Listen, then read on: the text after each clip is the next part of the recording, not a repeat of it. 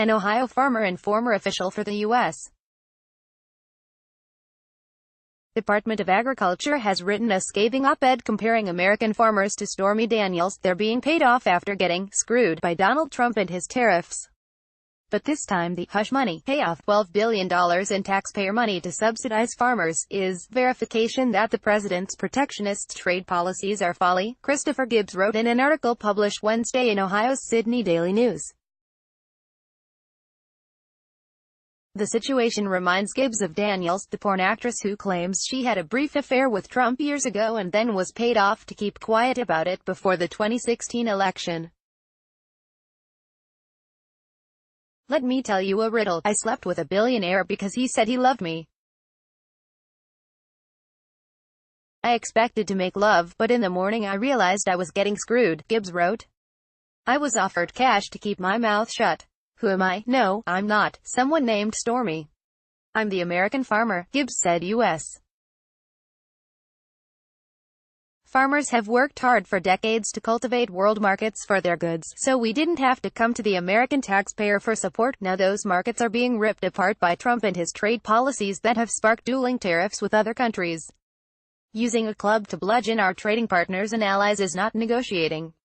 It's nothing more than a playground bully stomping around to see who will flinch, Gibbs wrote. Support from states in America's Farm Belt, including Gibbs's Ohio, was critical to Trump's win in the presidential election.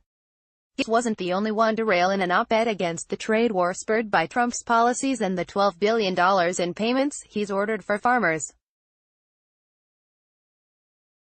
Conservative columnist George Will wrote Friday in The Washington Post that Trump's decision to give farmers a $12 billion bandage for the wound he inflicted on them is the strategy of a socialist-style president who can dole out favors and waivers to supporters.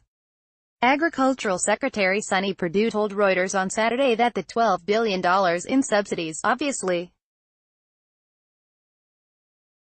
is not going to make farmers whole. After retaliatory tariffs from China on soybeans and other agricultural products, the subsidy will include cash for soybean, sorghum, corn, wheat, cotton, dairy and hog farmers for this year's production.